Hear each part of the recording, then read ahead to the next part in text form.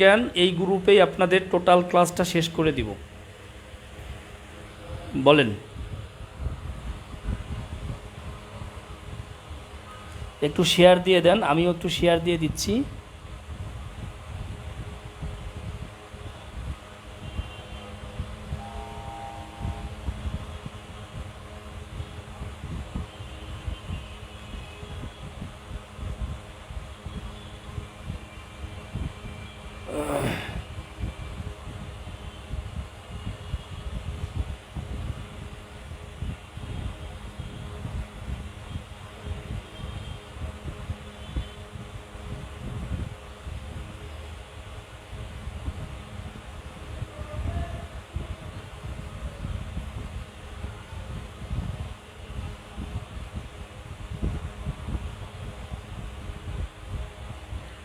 আচ্ছা, আমি বোর্ডে লিখবো না, আমি বলবো আপনারা লিখবেন, খাতায় লিখবেন। হ্যাঁ,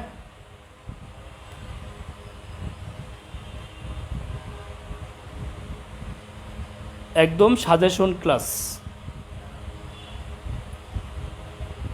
আচ্ছা দেখেন, একটা প্রশ্ন আসে প্রাইমারি পরীক্ষায়। আমি প্রাইমারি বিগত দিনের প্রশ্নগুলো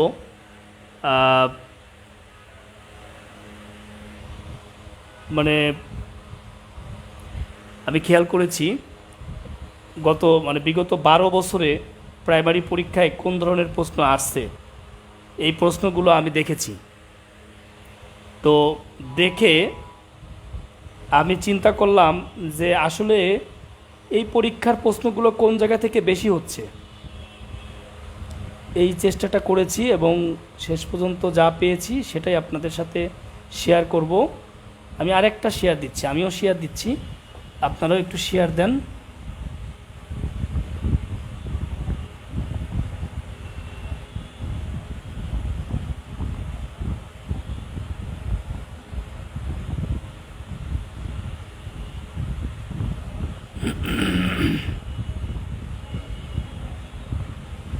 ওকে, রেডি?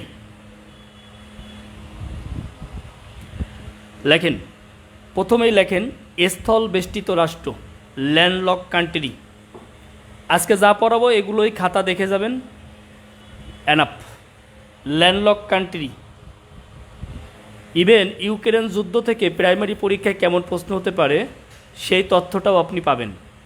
অর্থাৎ ইউক্রেন যুদ্ধে আপনার যতটুকু দরকার, যুদ্ধ থেকে প্রাইমারি পরীক্ষার জন্য যতটুকু দরকার, মনে রাখবেন ইউক্রেন যুদ্ধ নিয়ে বিসিএসে যা দরকার প্রাইমারিতে তা দরকার না। এখন প্রাইমারিতে কতটুকু দরকার সেটা আপনাদের সাথে শেয়ার করব।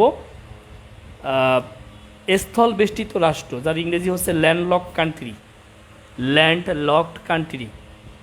অর্থাৎ এই জায়গা থেকে প্রশ্নগুলো নানানভাবে আসে। কখনো আসে কোনটি ল্যান্ডলক কান্ট্রি বা কোনটি স্থলবেষ্টিত রাষ্ট্র, আবার এমন আসে যে নিম্নের কোনটি সমুদ্রহীন রাষ্ট্র, আবার প্রশ্ন আসে নিম্নের কোনটি সমুদ্র বন্দরহীন রাষ্ট্র। এখন খেয়াল করেন, যে দেশে সমুদ্র নাই ওই দেশে তো সমুদ্র বন্দর থাকার কোনো প্রশ্নই আসে না। আছে? ঘটনাগুলো একই। ল্যান্ডলক, যার বাংলা হচ্ছে স্থলবেষ্টিত, আবার সমুদ্রহীন এর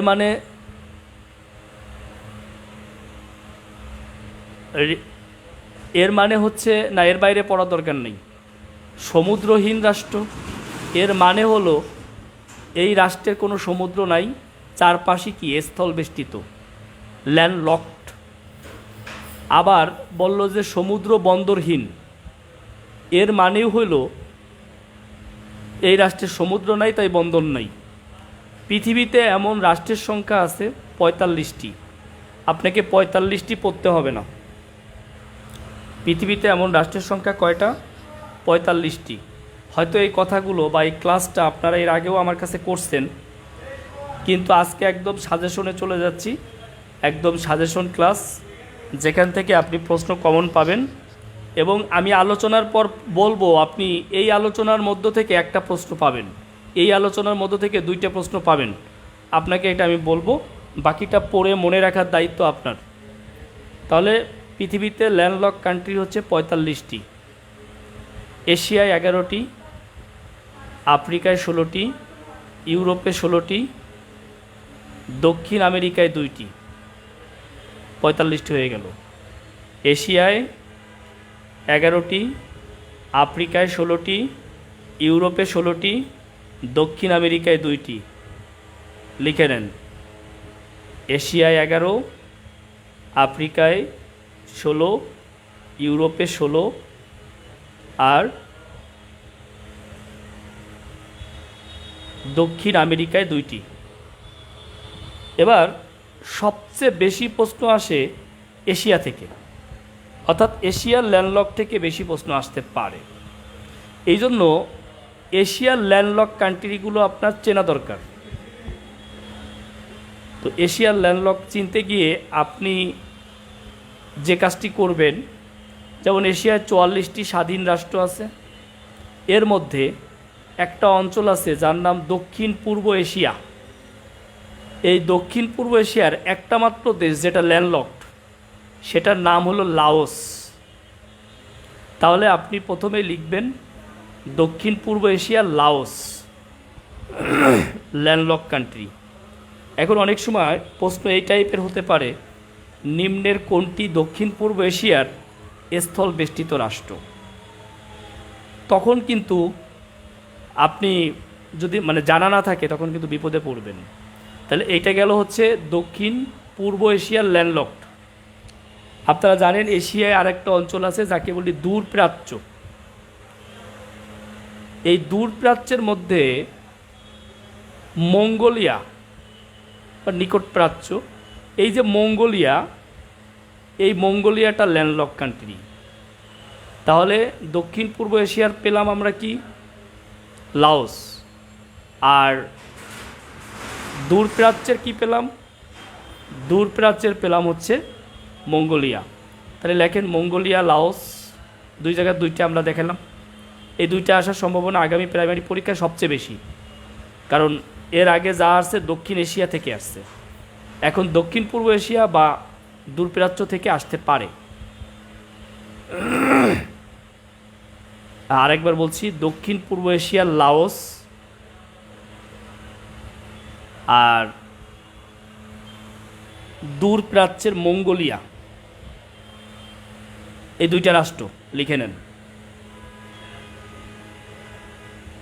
দক্ষিণ এশিয়ার 3টা রাষ্ট্র ল্যান্ডলকড। দক্ষিণ এশিয়ার 3টা, একটা আফগানিস্তান, এটা ভালো উদাহরণ, জানেন এমনিতেই সবাই জানেন। আর একটা নেপাল, আর একটা ভুটান। নেপাল ভুটানের উপরে চীন, নিচে ভারত। তাহলে দক্ষিণ এশিয়ার কয়টা? 3টা, আফগানিস্তান, নেপাল, ভুটান। বোর্ডে লিখলে অবশ্য ভালো হইতো, উপকার হইতো, কিন্তু একটু অলসতায় ধরছে তো মনে হচ্ছে বসে বসেই ক্লাস নেই। তবে গুরুত্বপূর্ণ জিনিস দিব, আজকে নোট করাবো, ফাইনাল নোট। আশা করি 5-6 দিন লাইভে আসলে আপনার জিকের প্রিপারেশন একদম কমপ্লিট হয়ে যাবে। যেমন সবচেয়ে বেশি বিপদে পড়বেন আপনি সংগঠনে। আপনি কি কি সংগঠন পড়বেন বা সংগঠনের কোন কোন লাইন পড়বেন, এইটা নিয়ে আপনার দুশ্চিন্তা করার দরকার নাই। আমি আপনাকে টোটালি নোট করাই দেব সংগঠন, আপনি শুধু ওইটুকুই পড়েন তাহলে হবে। আচ্ছা, রিপিট করছি, দক্ষিণ পূর্ব এশিয়ার লাওস, দূরপ্রাচ্যের মঙ্গোলিয়া, দক্ষিণ এশিয়ার আফগানিস্তান, নেপাল, ভুটান। দক্ষিণ এশিয়ার আফগানিস্তান, নেপাল, ভুটান। কয়টা হলো? 5টা হলো। এবার মধ্য এশিয়ার যে স্থানগুলো আছে, স্থান 5টা স্থান আছে, Kazakhstan, Turkmenistan, Uzbekistan, Kyrgyzstan, Tajikistan. এই 5টাই সাথে আজারবাইজান যোগ করেন, এই 6টাই হচ্ছে ল্যান্ডলকড। এখন বলতে পারেন পাশে তো কাস্পিয়ান সাগর আছে। কাস্পিয়ান সাগর সাগর না, এটা হলো হ্রদ, এটা হলো লেক। তাহলে মধ্য এশিয়ার 5টা বা 6টা ধরতে পারেন, আজারবাইজান সহ 6টা। অথবা আপনি সংক্ষেপে মনে রাখতে পারেন পাকিস্তান ব্যতীত পৃথিবীতে যত স্থান আছে সবই ল্যান্ডলকড। লিখে রাখেন। আপনার আলাদা করে Kazakhstan, Turkmenistan, Uzbekistan, Kyrgyzstan, Tajikistan লেখার দরকার নাই। আপনি লেখেন পাকিস্তান ব্যতীত পৃথিবীতে যত স্থান আছে সবগুলি ল্যান্ডলক কান্ট্রি। লিখে রাখেন। তাহলে 11টা হয়ে গেল। আমি 11টা বলছি: Kazakhstan, Turkmenistan, Uzbekistan, Kyrgyzstan, Tajikistan, Azerbaijan, Afghanistan, Nepal, Bhutan, Mongolia, Laos. কে কে লিখতে পারছেন কমেন্টস করেন। লেখা হয়েছে কার কার কমেন্টস করেন। 11টা লিখতে পারছেন কেউ? কমেন্টস করেন। বিশ্বাস করেন যতটুকু পড়াবো সেখান থেকে পরীক্ষায় প্রশ্ন কমন পাবেন। বিলিভ করেন আর না করেন, আপনার জানা থাকলেও নতুন করে নোট করেন।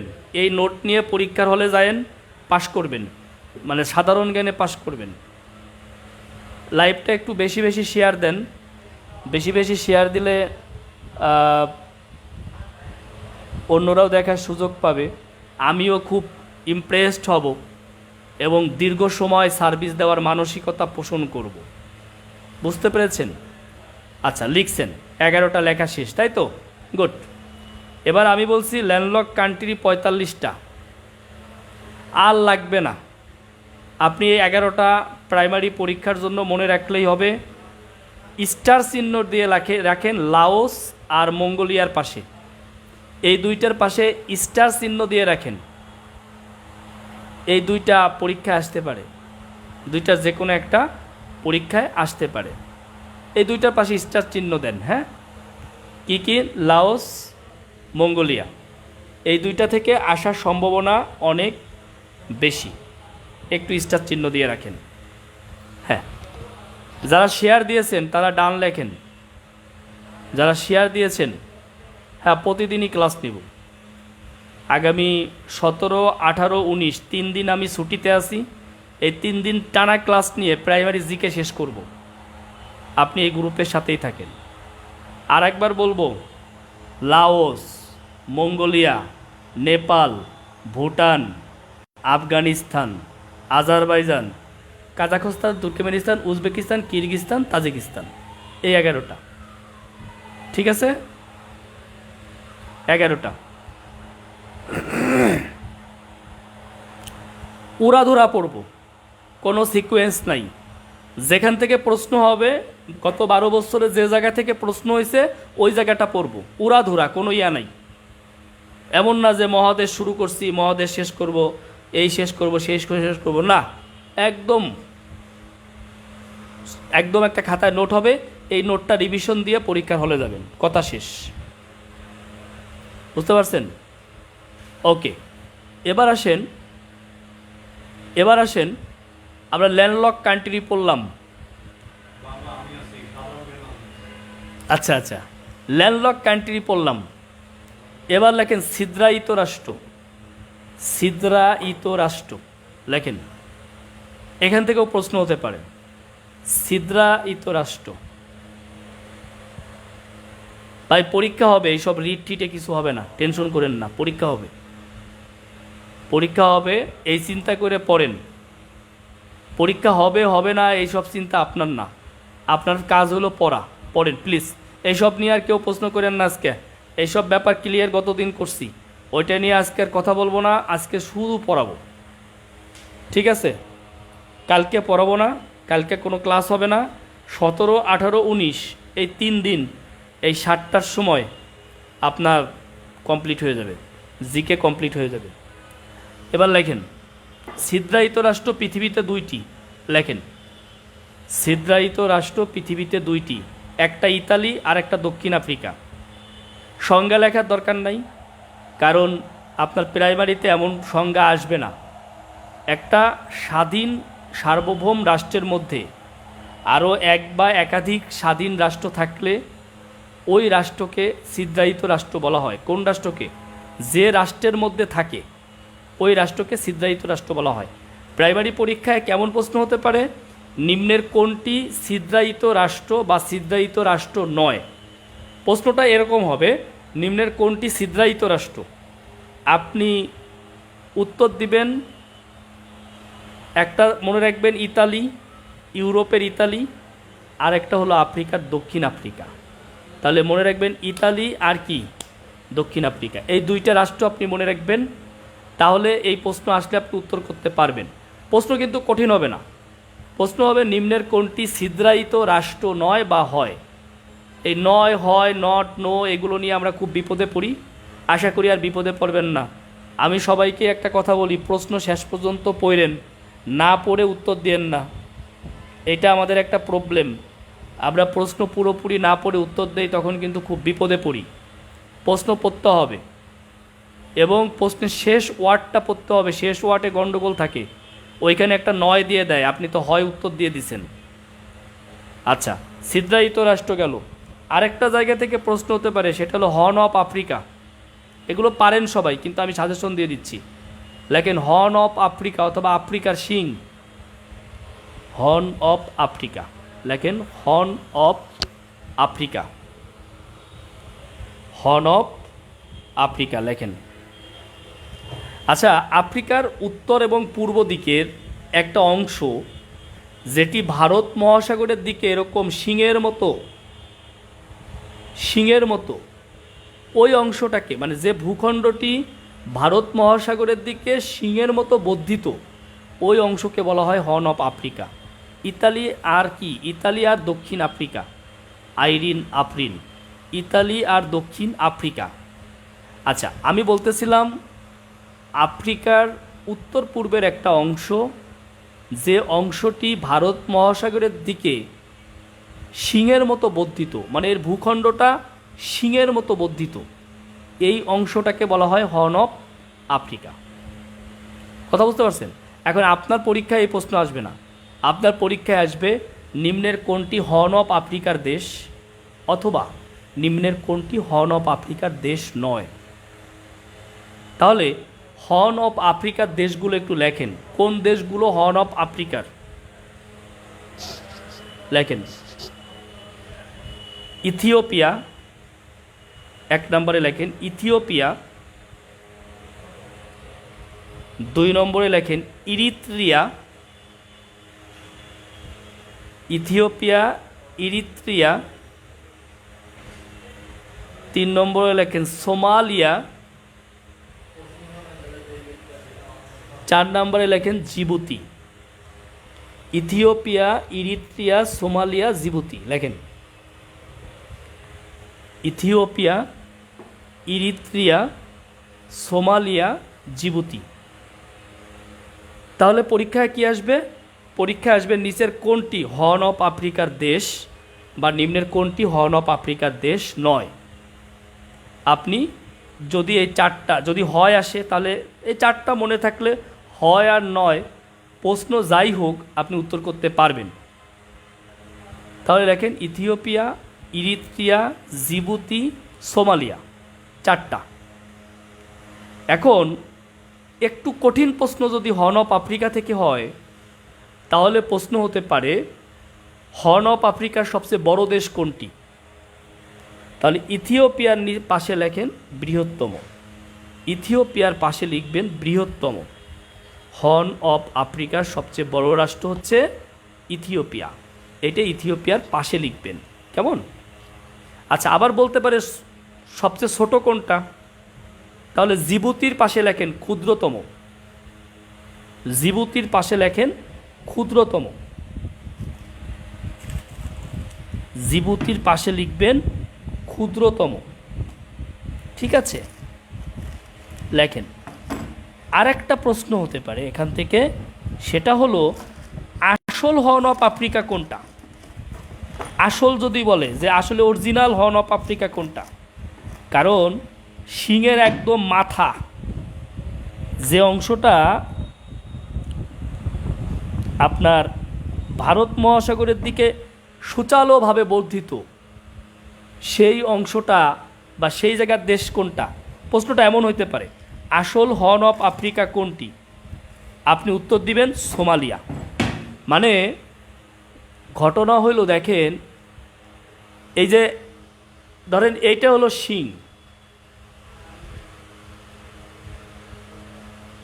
এইটা শিং, দেখা যাচ্ছে না মনে হয়। আচ্ছা এখানে দেখাই,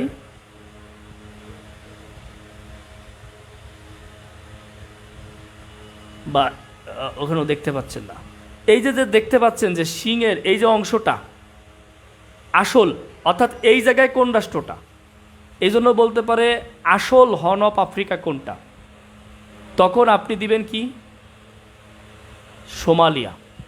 তাহলে সবচেয়ে বড় ইথিওপিয়া, সবচেয়ে ছোট জিবুতি, আর আসল হর্ন অফ আফ্রিকা সোমালিয়া। এখন এই জায়গায় একটা রাষ্ট্র আছে জিবুতি, এই রাষ্ট্রটা পরীক্ষার জন্য ইম্পর্টেন্ট। জিবুতির পাশে লিখে রাখেন, জিবুতির পাশে লিখে রাখেন চীন তার প্রথম সামরিক ঘাঁটি করেছে জিবুতিতে। চীন তার প্রথম সামরিক ঘাঁটি স্থাপন করেছে জিবুতিতে। জিবুতির পাশে লিখে রাখেন চীন তার প্রথম সামরিক ঘাঁটি স্থাপন করেছে জিবুতিতে, লিখে রাখেন, এটা কাজে দিবে। হ্যাঁ, জিবুতিতে। আচ্ছা, আমরা হর্ন অফ আফ্রিকাটা পেলাম। এবার বেশি অঞ্চল পড়বো না, বেশি জায়গা পড়বো না, বলছি তো সাজেশন। লেখেন বাল্টিক অঞ্চলের রাষ্ট্র, শিরোনাম করেন। যেহেতু বিসিএসে একটা প্রশ্ন এখান থেকে আসছে, এইখান থেকে আপনি একটা প্রশ্ন পেয়ে যেতে পারেন, বা ওই প্রশ্নটাই পেয়ে যেতে পারেন। লেখেন বাল্টিক অঞ্চলের রাষ্ট্র। বাল্টিক সাগরকে কেন্দ্র করে বা এর তীরবর্তী যে সকল রাষ্ট্র বা অঞ্চলভিত্তিক যে সকল রাষ্ট্র, এইগুলো হচ্ছে বাল্টিক অঞ্চলের রাষ্ট্র। লেখেন বাল্টিক অঞ্চলের রাষ্ট্র 9টি। বাল্টিক অঞ্চলের রাষ্ট্র 9টি, লিখে ফেলেন। 9টা রাষ্ট্র আপনি না জানলেও চলবে, বাট প্রশ্ন যদি ঘুরিয়ে দেয় তখন তো আপনার 9টাই জানতে হবে, কিছু করার নাই। এই জন্য প্রথমে 9টা জানাই দিচ্ছি। এরপর 40তম বিসিএস পরীক্ষায় যে প্রশ্নটা আসছিল, কোনটি বাল্টিক অঞ্চলের রাষ্ট্র নয়, অপশনে ছিল অস্ট্রিয়া। অস্ট্রিয়া বাল্টিক অঞ্চলের রাষ্ট্র নয়। এই কারণে আপনাকে এটা মাথায় রাখতে হবে, যদি হুবহু ওই প্রশ্নটা তুলে দেয় বিসিএস থেকে, তাহলে আপনি উত্তর দিবেন অস্ট্রিয়া। কিন্তু এইটুকু জানলেই হচ্ছে না, আমাদেরকে জানতে হবে আসলে বাল্টিক রাষ্ট্র কোনগুলো, 9টা কোনগুলো। আগে আমরা মনে রাখতাম সংক্ষেপে অল, 3টা, এস্তোনিয়া, লাটভিয়া, লিথুনিয়া। এটা একদম বাল্টিক সাগরের কোল ঘেঁষে এই রাষ্ট্র 3টা, কিন্তু অঞ্চলে 9টা রাষ্ট্র। এই অঞ্চলের 9টা রাষ্ট্রই আপনাকে চিনতে হবে। আপনি 1 নম্বর দিয়ে লেখেন এস্তোনিয়া, 2 নম্বর দিয়ে লেখেন লাটভিয়া, 3 নম্বর দিয়ে লেখেন লিথুনিয়া। এস্তোনিয়া, লাটভিয়া, লিথুনিয়া, লিখে ফেলেন। এস্তোনিয়া, লাটভিয়া, লিথুনিয়া, 3টা। এস্তোনিয়া, লাটভিয়া, লিথুনিয়া, 3টা।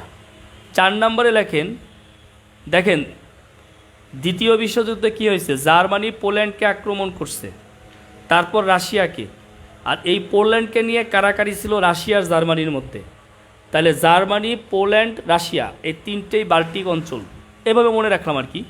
তাহলে লেখেন জার্মানি, 4 নম্বরে লেখেন জার্মানি, তারপরে লেখেন পোল্যান্ড,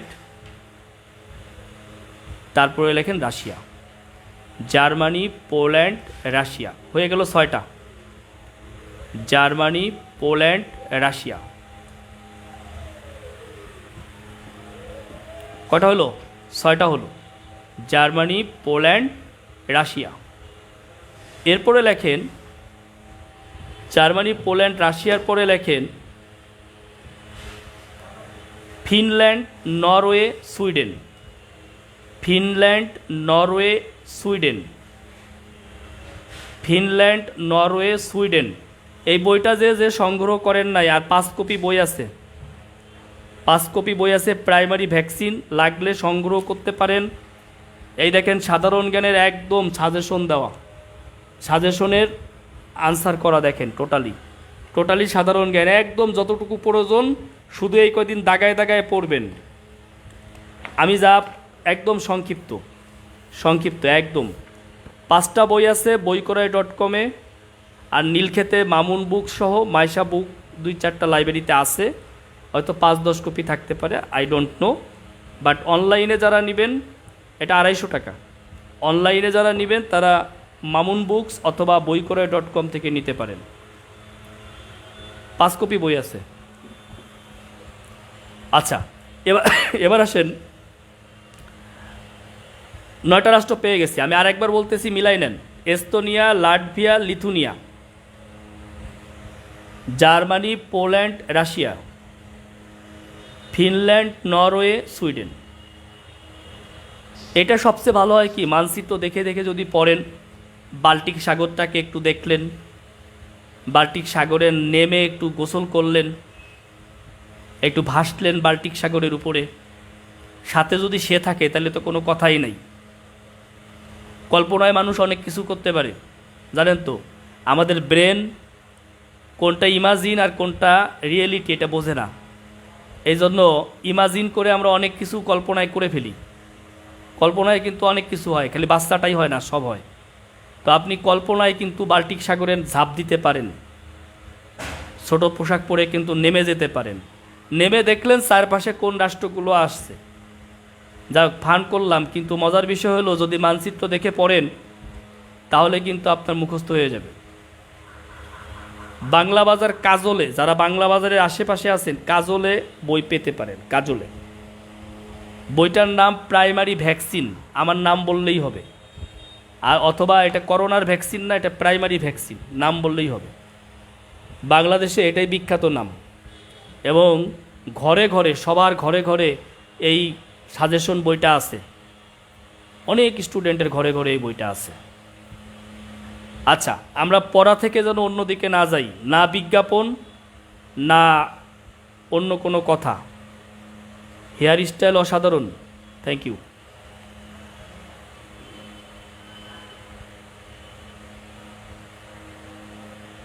এবার আসেন, আমরা বাল্টিক অঞ্চলের রাষ্ট্র পেয়ে গেছি। এখন যদি পরীক্ষায় আসে আমরা উত্তর করতে পারবো, তাই তো নাকি? পারবেন? বাল্টিক লেখা শেষ। আজকে যতক্ষণ ভাল লাগে ততক্ষণ সাজেশন দিব। যখন দেখব লাইভের সংখ্যা বেড়ে যাচ্ছে তখন আরও থাকবো, যখন দেখব কমে যাচ্ছে তখন বিদায় নিব। এই যে এখন 230 জন আছেন, এইরকম থাকলে বিদায় নিব না। এটা যদি 300-400 হয় তাইলে কয়টা পর্যন্ত ক্লাস নেব ঠিক নাই, চলতেই থাকবে। আর যদি দেখি 100-র নিচে নেমে গেছে তাইলে আর ক্লাস নিব না। 100-র নিচে নাম নিলে হবে না, ঠিক আছে? হ্যাঁ, ঢাকা ছাড়া আপনি অনলাইনে নেবেন 015-1971-2071 boykorai.com অথবা mamunbooks.com, যে কোনো একটা সার্চ দিয়ে আপনি অ্যাড হইতে পারেন। boykorai.com অথবা mamunbooks.com, যে কোনো একটা সার্চ দেন। বুঝতে পেরেছেন? আসেন, তাইলে আমাকে বলেন, বাল্টিক অঞ্চল লেখা হয়েছে? বাল্টিক অঞ্চলের রাষ্ট্র লেখা হয়েছে কিনা আমাকে বলেন, কমপ্লিট কিনা?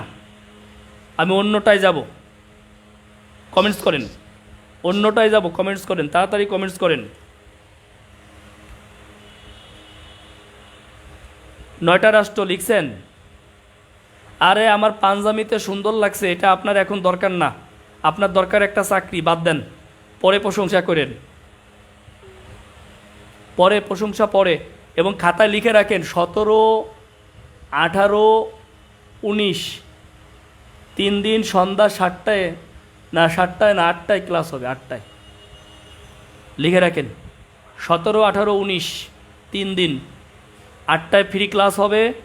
প্রাইমারি জিকে শেষ করে দিব, এর বাইরে আর কোনো প্রশ্ন হবে না। বাল্টিক হচ্ছে একটা সাগরের নাম। আচ্ছা, এবার লেখেন। ওকে, তাহলে আমরা 3টা অঞ্চলের সাথে বা 3টা বিষয়ের সাথে আপনাদের পরিচয় করাইছি। একটা ল্যান্ডলকড, আর একটা হর্ন অফ আফ্রিকা, আর একটা বাল্টিক অঞ্চল, তাই তো? তিনটা বিষয় পেলাম। এই যে তিনটা বিষয় নিয়ে আলোচনা করছি আপনাদের সঙ্গে, এই তিনটা জায়গা থেকেই আপনি একটা প্রশ্ন পেতে পারেন, একটা প্রশ্ন পেতে পারেন। আপনি লিখে রাখতে পারেন, এই তিনটার থেকে আপনি 1 মার্ক পাবেন প্রাইমারিতে। এক্সট্রা কিছু পড়াই দিব, এক্সট্রাটা আপনি সময় থাকলে পড়বেন, না থাকলে না পড়বেন, আমার কোনো সমস্যা নাই। বাট ছিদ্রায়িত রাষ্ট্র, হর্ন অফ আফ্রিকা, বাল্টিক অঞ্চলের রাষ্ট্র আর ল্যান্ডলক কান্ট্রি, এই 4টা থেকে 1 মার্ক পেতে পারেন। ঠিক আছে, 1 মার্ক পেতে পারেন। আচ্ছা, আরেকটা প্রশ্ন এশিয়া থেকে আসে, নিম্নের কোনটি দক্ষিণ এশিয়ার রাষ্ট্র? এরকম একটা সহজ প্রশ্ন আসে। কিংবা নিম্নের কোনটি দক্ষিণ এশিয়ার রাষ্ট্র নয়?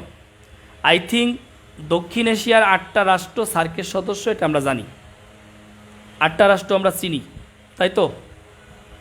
17, 18, 19, 8টায় 8টা রাষ্ট্র আমরা সবাই চিনি দক্ষিণ এশিয়ার: বাংলাদেশ, ভারত, পাকিস্তান, শ্রীলঙ্কা, আফগানিস্তান, নেপাল, ভুটান, মালদ্বীপ, এটা আমরা জানি। কিন্তু মালদ্বীপ থেকে একটা প্রশ্ন আসে। মালদ্বীপ থেকে কি প্রশ্ন আসে? মালদ্বীপ নিম্নের কোথায় অবস্থিত বা কোন মহাসাগরে অবস্থিত? মালদ্বীপ হচ্ছে ভারত মহাসাগরের মধ্যের একটা দেশ। তাহলে আপনি লিখে রাখেন, মালদ্বীপ হচ্ছে ভারত মহাসাগরের মধ্যবর্তী একটি দেশ। ভারত মহাসাগরের মধ্যে অবস্থিত আর কি মালদ্বীপটা। হ্যাঁ, আচ্ছা গেল। এখন আপনি যদি চান স্ক্যান্ডিনেভিয়ান পড়তে পারেন, আপনি যদি চান বলকান পড়তে পারেন, না চাইলে নাই, পড়ার দরকার নেই। কেমন? আমি এখন যে জায়গাটা যাব, প্রণালী থেকে একটা প্রশ্ন হতে পারে। প্রণালী, প্রাইমারি পরীক্ষায় প্রণালী থেকে একটা প্রশ্ন প্রায়ই আমরা দেখি, লক্ষণীয়। ঠিক কিনা বলেন? প্রণালী থেকে। তাহলে আমরা বললাম যে দক্ষিণ এশিয়া, স্পেশালি মালদ্বীপ, আমরা বললাম ল্যান্ডলক, আমরা বললাম ছিদ্রায়িত, আমরা বললাম হর্ন অফ আফ্রিকা, আমরা বললাম বাল্টিক অঞ্চল। এখন আমাদেরকে বই নিয়ে আর কোনো কথা হবে না, টোটালি পড়ায় আসেন। বই বাদ, আমার বই নাই, আমি বই ছাপাবও না। 5 কপি বই আছে, যে শুনছেন যদি আমার কথা বিশ্বাস করে মন চায় নিতে পারেন, নাহলে নাই, বাদ দেন। বই নিয়ে আর কোনো কথা হবে না প্লিজ। আর এখন পরীক্ষা চলে আসছে, আগামী মাসে পরীক্ষা, আপনারা অর্ডার দিলেও আমি বই ছাপাইতে পারবো না, এটা বই ছাপানো সম্ভব না। মানে কমপক্ষে 5000 বই ছাপাইতে হয়, 5000 বই না ছাপাইলে লস। অতএব এখন আমি কি এই 5000 বই গুলায় খাবো আমি? অতএব বই নিয়ে আর কোনো কথা হবে না, যা একটু বলছি শেষ। 5 কপি বই আছে, যার আমারে বিশ্বাস করে যে নিতে চান অর্ডার দিয়ে দেন, নাহলে দরকার নেই, বাদ দেন। ঠিক আছে? এটা কিন্তু শুধু জিকের জন্য না, বাংলা, ইংরেজি, অঙ্ক, জিকে 4টা 80 মার্কের সাজেশন। এটা কিন্তু শুধু জিকে বই না, ঠিক আছে? অতিরিক্তগুলো আবার বলছি, দক্ষিণ এশিয়ার রাষ্ট্রগুলো দেখবেন, সার্কভুক্ত যে 8টা রাষ্ট্র, এই 8টা রাষ্ট্র দেখবেন, এটা আমি বলছি। অর্থাৎ দক্ষিণ এশিয়ার যে 8টা রাষ্ট্র পড়তে হবে। আমি রাষ্ট্রও পড়াবো, রাষ্ট্রের কি পড়বেন সেটাও পড়াবো।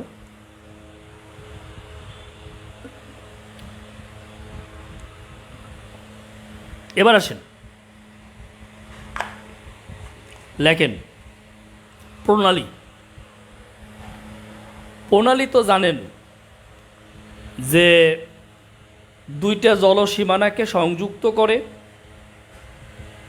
স্পেশালি আপনার এই সাগর, মহাসাগর বা উপসাগর, আর 2টা স্থল সীমানাকে আলাদা করে। সেটা হতে পারে স্থান, দ্বীপ, দেশ, মহাদেশ ইত্যাদি ইত্যাদি হতে পারে। এইটা হলো বেসিক। কি করবে? প্লাস করবে, প্লাস যোগ করবে, আর কি করবে? ভাগ করবে, বিয়োগ করবে, মাইনাস করে দিবে, তাই তো? এটা আপনারা আমার মুখে অনেকবার শুনছেন, একটা স্ট্রেট। কিন্তু প্রাইমারি পরীক্ষায় যে প্রণালীটা সবচেয়ে বেশি আসছে সেটা হলো পক প্রণালী প্রাইমারি পরীক্ষায়। আমি পকও ক্লিয়ার করব, পাশাপাশি এই মুহূর্তে সবচেয়ে হট প্রণালী কোনটা কে বলতে পারেন? এই মুহূর্তে সবচেয়ে হট প্রণালী কোনটা কে বলতে পারবেন? দেখি, এই মুহূর্তে সবচেয়ে হট প্রণালী কোনটা বলেন। এই মুহূর্তে সবচেয়ে হট প্রণালী কে বলতে পারবে? দেখি,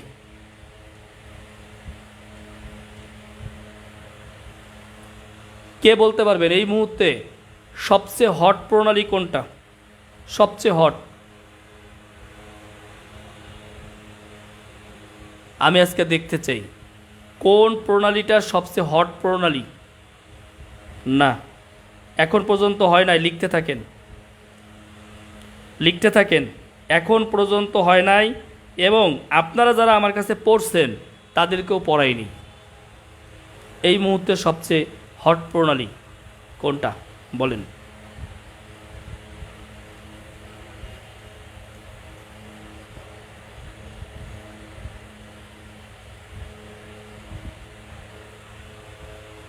না, দাদা নিলিস না, কমেন্ট করেন, আমি জানতে চাই। এই যে লিখছে শ্রাবণ মেঘ কাস প্রণালী রাশিয়া ইউক্রেনকে পৃথক করেছে, এটা লিখছে কে? Good good. কি প্রণালী? কাস প্রণালী। এইটা আসার সম্ভাবনা শুধু প্রাইমারিতে না, বিসিএসেও।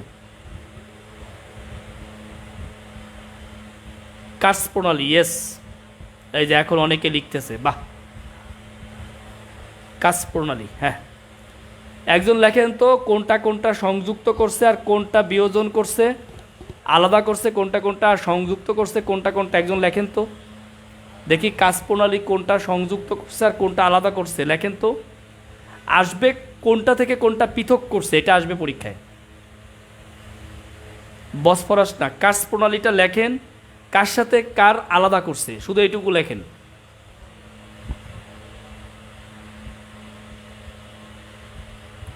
অর্ডার করবেন 015-1971-2071 এই নাম্বারে ফোন করলে।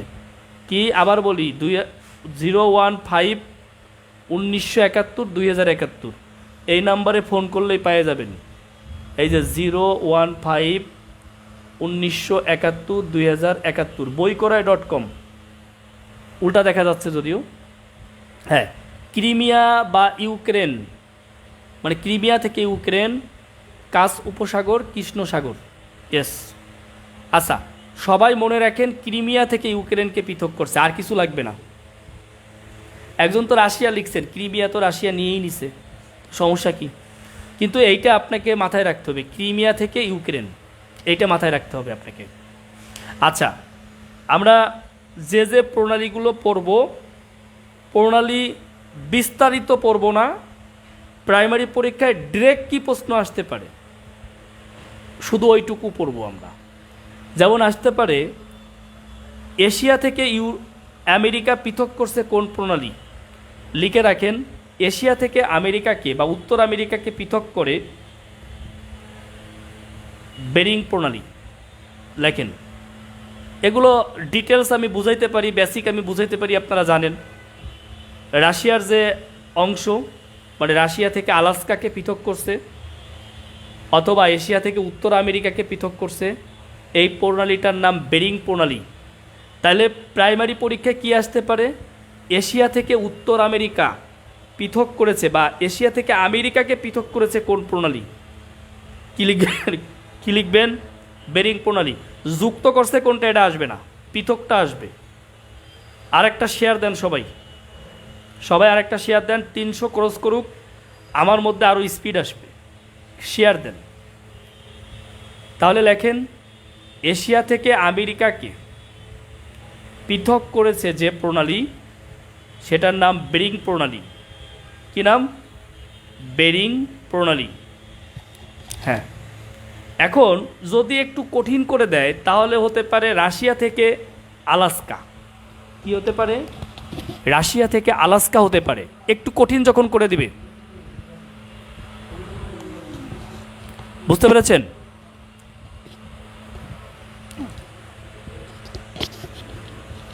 কি হতে পারে? রাশিয়া থেকে আলাস্কাকে পৃথক করেছে বেরিং প্রণালী, আপনি এটাও লিখতে পারেন। অথবা এশিয়া থেকে উত্তর আমেরিকা পৃথক করছে। আমি কিন্তু প্রণালী পড়াইতেছি না, পরীক্ষায় যতটুকু আসবে ততটুকু আপনার খাতায় নোট করে দিচ্ছি, বুঝতে পারছেন? একে বলে সাজেশন ক্লাস, ফালতু কোনো পড়াই না আমি। এটা শর্টকাট, এত বোঝার দরকার নেই, পণ্ডিত হওয়ার দরকার নেই। পণ্ডিত হইতে হলে বিসিএসের ক্লাসে আসতে হবে, প্রাইমারি ক্লাসে একদম ডিরেক্ট মারতে হবে, কোনো কথা নেই।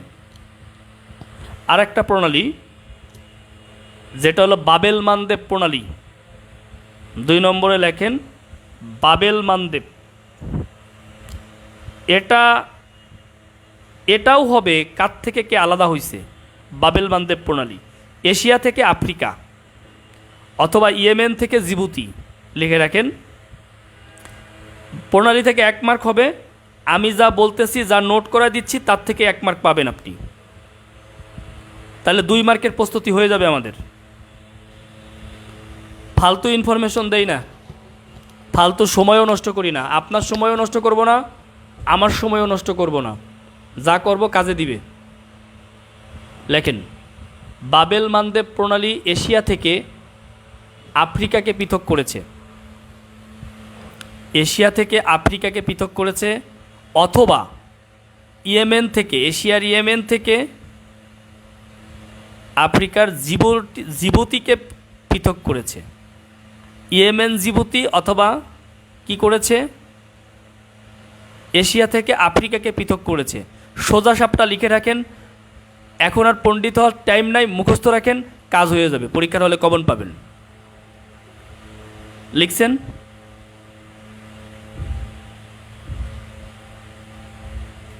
লিখছেন কিনা? লিখছেন কিনা? আমি যেটা বলছি, বাবেল মানদেব কি লেখা শেষ সবার?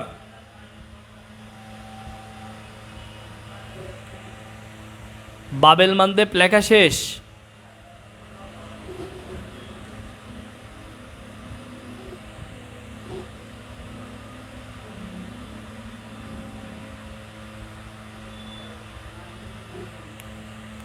ইয়েস। প্রশ্নটা বলবো, প্রশ্নটা হলো বাবেল মানদেব প্রণালী পৃথক করেছে, বাবেল মানদেব প্রণালী পৃথক করেছে, এই হলো প্রশ্ন।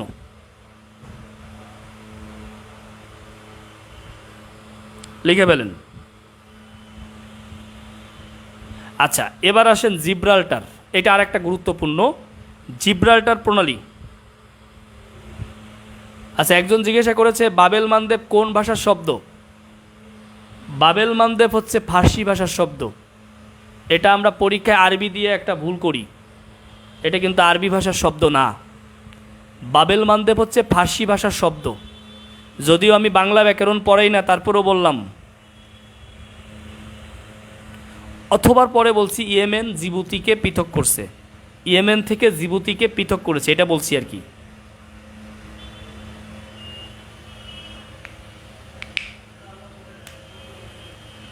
লিখছেন? আপনারা কিন্তু 300 ক্রস করতে পারেন নাই, একটু মেনশন করেন বন্ধুকে দেখার জন্যে। আমরা 2য় মার্কের দৌড়াইতেছি, এরকম 20 মার্কের জন্য আপনাদের ক্লাস নিব, আর বাকি সাবজেক্টগুলো সাজেশন দিয়ে দিব, ফাঁকে ফাঁকে টপিক ধরে ধরে সাজেশন দিয়ে দিব।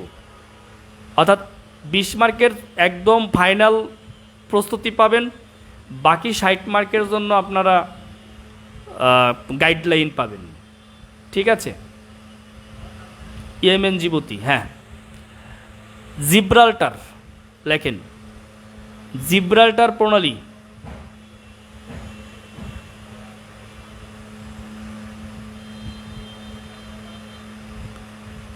জিব্রাল্টার প্রণালী প্রথমত প্রাইমারির জন্য যে লাইনটা গুরুত্বপূর্ণ সেটা আগে বলতেছি। ইউরোপ থেকে আফ্রিকাকে পৃথক করছে, ইউরোপ মহাদেশ থেকে আফ্রিকা মহাদেশকে পৃথক করছে জিব্রাল্টার প্রণালী। ইউরোপ মহাদেশ থেকে আফ্রিকা মহাদেশকে পৃথক করেছে জিব্রাল্টার প্রণালী, এইটা আপনার মাথায় রাখতে হবে। প্রশ্নটা যদি একটু কঠিন করে তাহলে স্পেন থেকে মরক্কো, ইউরোপের স্পেন, আফ্রিকার মরক্কো। আই রিপিট, ইউরোপ থেকে আফ্রিকাকে পৃথক করেছে। প্রশ্নটা যদি একটু কঠিন করে তাহলে স্পেন থেকে মরক্কো পৃথক হয়েছে, স্পেন থেকে মরক্কো পৃথক হয়েছে। তবে এটার সংযুক্তি যেভাবে আসতে পারে সেটাও বলে দিচ্ছি।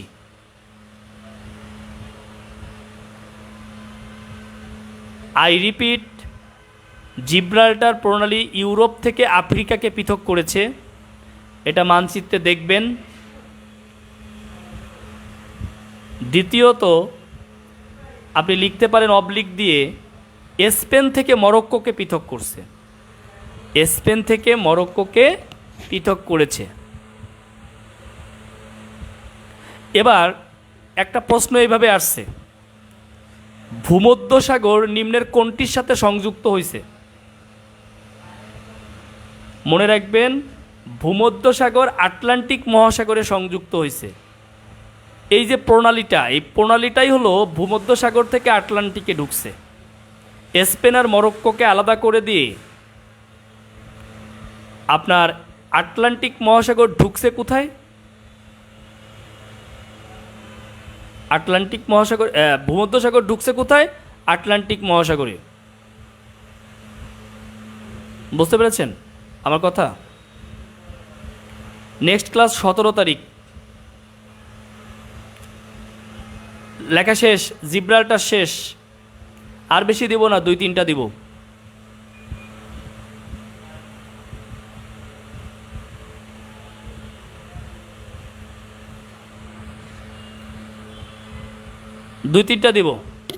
বলেন তো, রাশিয়ার হামলায় ইউক্রেনে যে বাংলাদেশি নাবিক মারা গেছে, যার লাশ আসছে, তার নাম কি?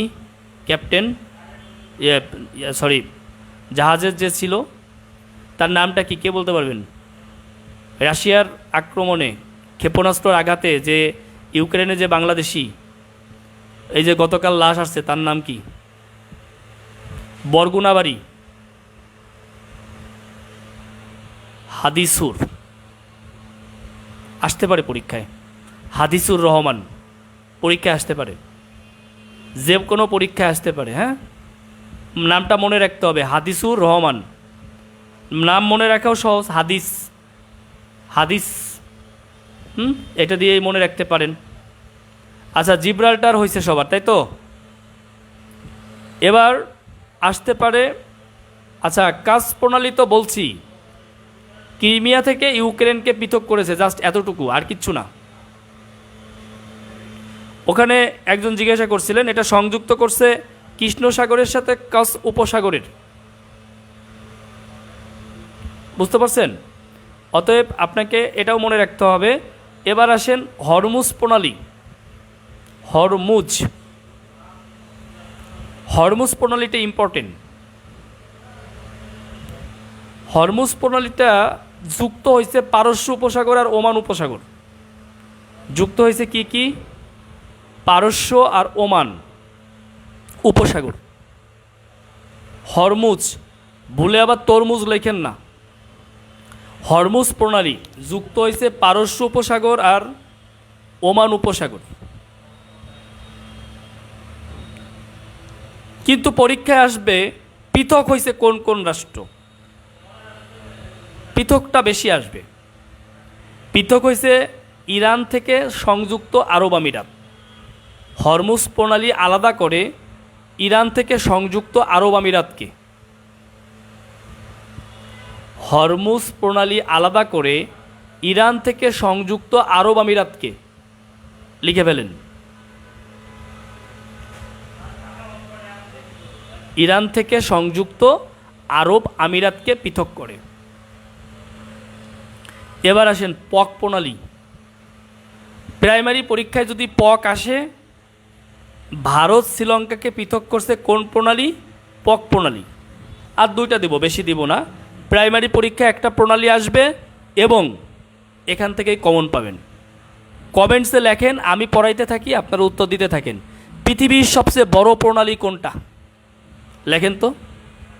পৃথিবীর সবচেয়ে বড় প্রণালী কোনটা? কে লিখতে পারে দেখি? পৃথিবীর সবচেয়ে বড় প্রণালী কোনটা?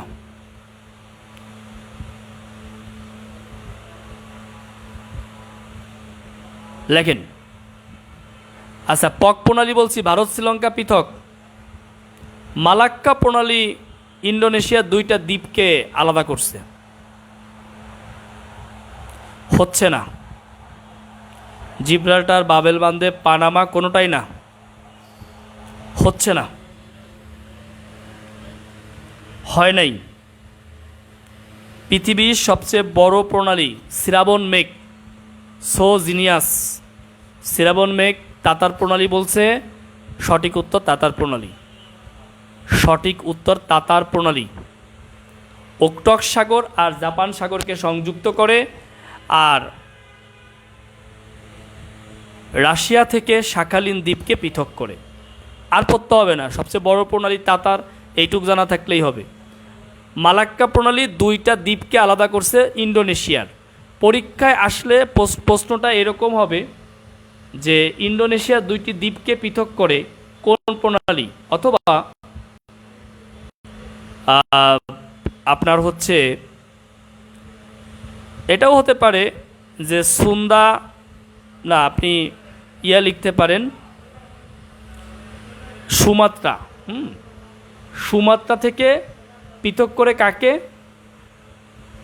সুমাত্রা দ্বীপ, যেটা ইন্দোনেশিয়ার কেসে মাকাসার কি না। আচ্ছা,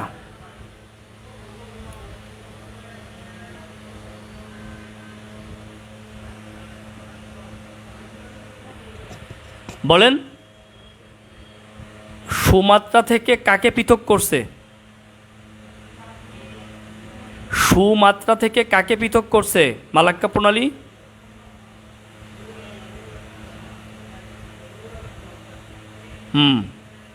মালয়েশিয়া।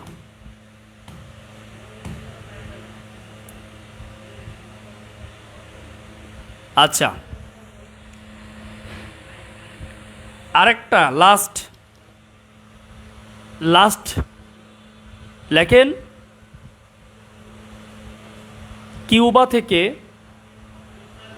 থেকে যুক্তরাষ্ট্রের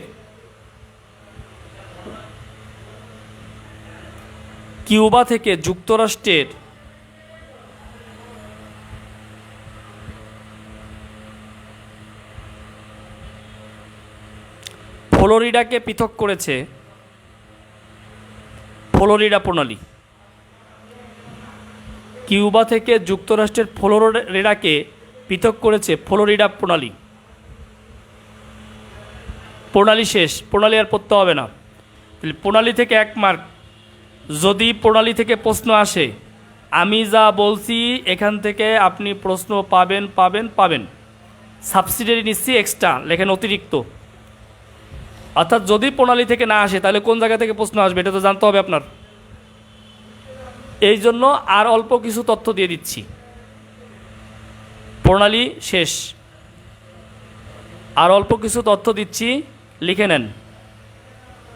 পৃথিবীর সবচেয়ে বড় সাগর, বৃহত্তম সাগর, পৃথিবীর সবচেয়ে বৃহত্তম সাগরের নাম দক্ষিণ চীন সাগর, লিখে নেন, আসতে পারে পরীক্ষায়।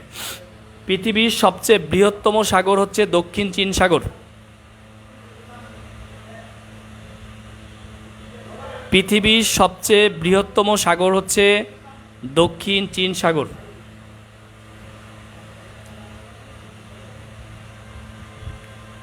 এটা হতে পারে পরীক্ষার প্রশ্ন, এটা একটি ইম্পর্টেন্ট। আচ্ছা, আরেকটা লেখেন নদ নদী থেকে, এর মানে নদ নদী থেকে হতে পারে। লেখেন পৃথিবীর দীর্ঘতম নদের নাম নীলনদ। পৃথিবীর দীর্ঘতম নদ নীলনদ। 11টা দেশের উপর দিয়ে গেছে, আফ্রিকার 11টা দেশের উপর দিয়ে গেছে। পৃথিবীর দীর্ঘতম নদের নাম নীলনদ। প্রশস্ততম নদের নাম আমাজন। পৃথিবীর দীর্ঘতম নদের নাম নীলনদ, প্রশস্ত নদের নাম আমাজন। প্রশস্ত নদের নাম আমাজন। দীর্ঘতম নদের নাম নীলনদ, প্রশস্ত নদের নাম আমাজন।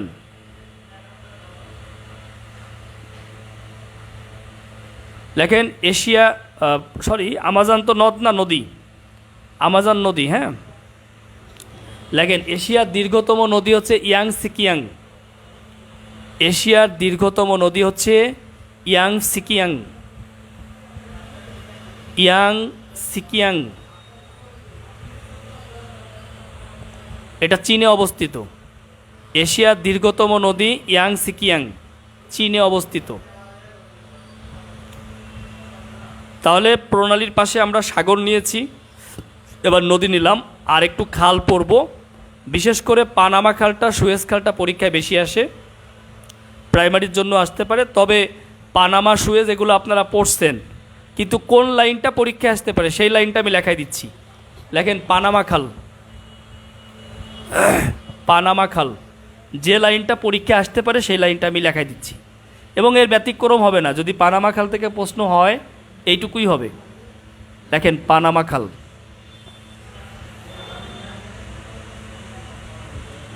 হ্যাঁ, আজকে জিকে ফার্স্ট ক্লাস, প্রথম ক্লাস হচ্ছে আজকে।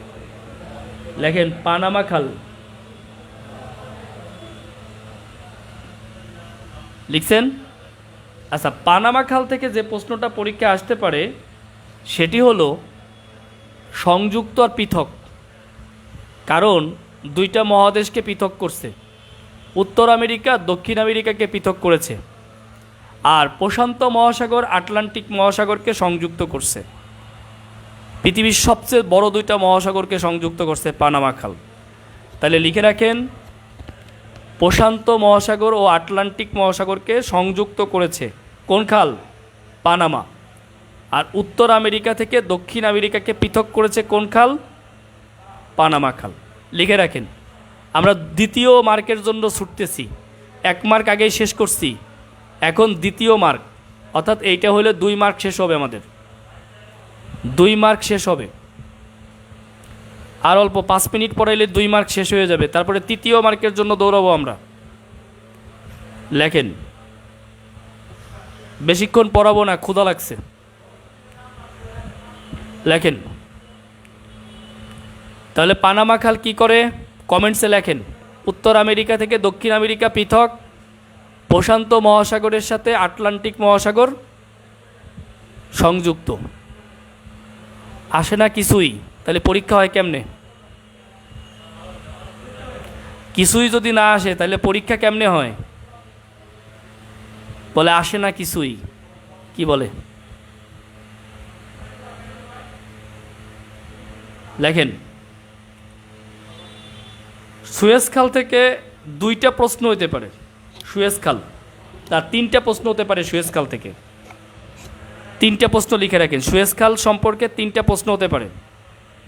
1, চালু হয় কবে? 1869 সালে। দেখেন, সুয়েজ খাল চালু হয় 1869 সালে। 1, সুয়েজ খাল চালু হয় 1869 সালে। আর একটা প্রশ্ন খুব বেশি হয়, সুয়েজ খাল জাতীয়করণ হয় কবে? লেখেন, সুয়েজ খাল জাতীয়করণ হয় 1956 সালে। সুয়েজ খাল জাতীয়করণ হয় 1956 সালে।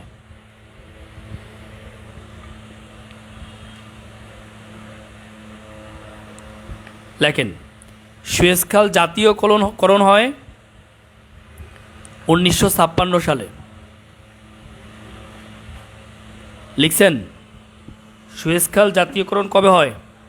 1956 সালে।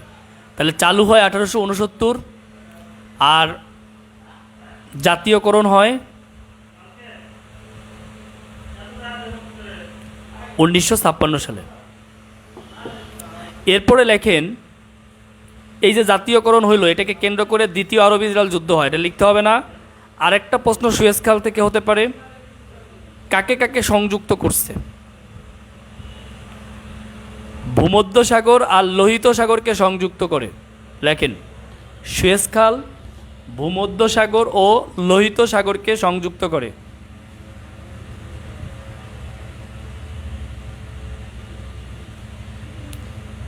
লোহিত সাগর আর ভূমধ্যসাগরকে সংযুক্ত করে। ও আচ্ছা, আমার কথা পড়ে যায় তাই তো? কারণ কি, নেটওয়ার্কের সমস্যা কিনা? কিন্তু প্রবলেম হচ্ছে আপনাদের শুনতে। আপনাদের কি কথা শুনতে প্রবলেম হচ্ছে?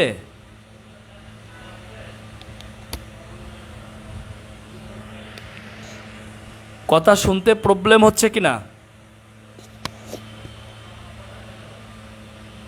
আচ্ছা, তাহলে সুয়েজ খাল থেকে 3টে প্রশ্ন, পানামা থেকে 2টা। পানামা সংযুক্ত করে আটলান্টিক আর প্রশান্তকে, আর বিয়োজন বা ডিভাইড করে উত্তর আমেরিকা এবং দক্ষিণ আমেরিকাকে।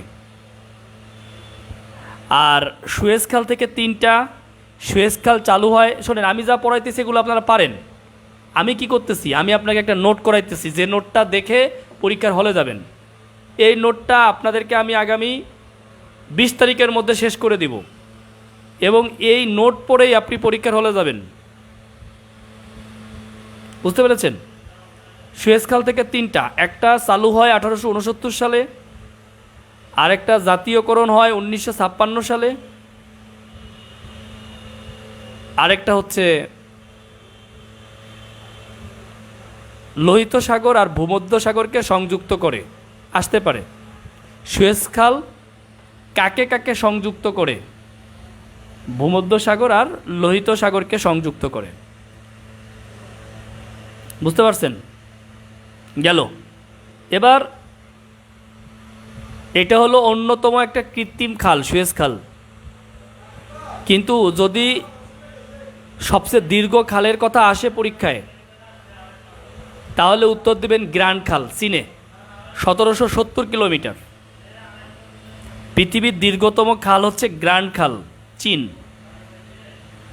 লিখে রাখেন, পৃথিবীর দীর্ঘতম খালের নাম হচ্ছে গ্র্যান্ড খাল, চীন।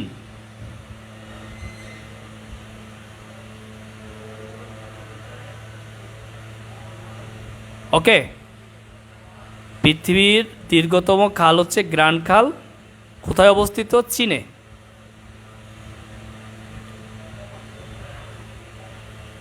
আপনারা যারা নোট করতেছেন, অনেস্টলি 1-2জন গ্রুপে শেয়ার দিয়েন, ছবি তুলে দিবেন তো।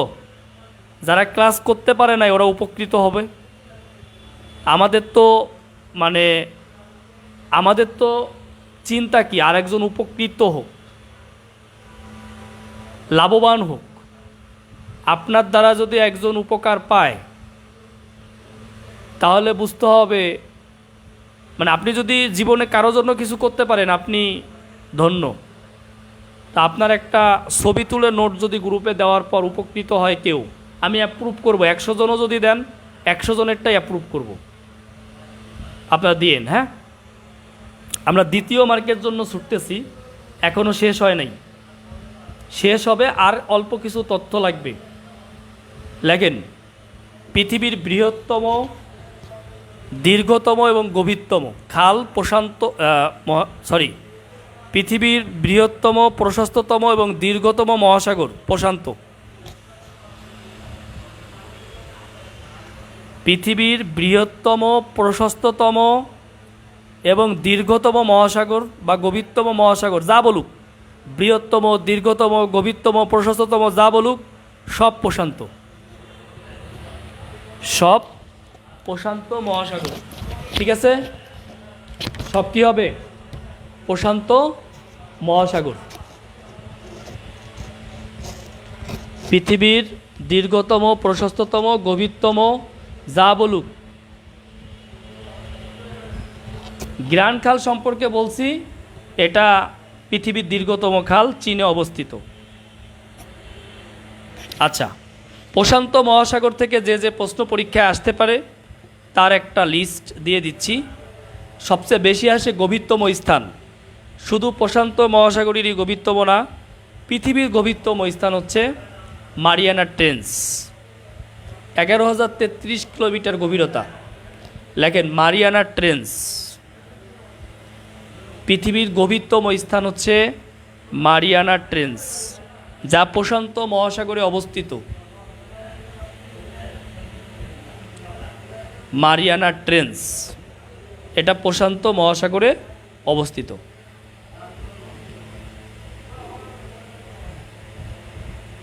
বুঝতে পারছেন কি বলেন? হ্যাঁ, প্রশান্ত দীর্ঘ, গভীরতম, প্রশস্ততম, সব যা বলুক সব প্রশান্ত। যেমন আমরা নদ নদী পড়ার সময় কি পড়ি? মেঘনা। দীর্ঘতম, প্রশস্ততম, গভীরতম যা আসুক আমরা সব কি দেই? মেঘনা। লেখেন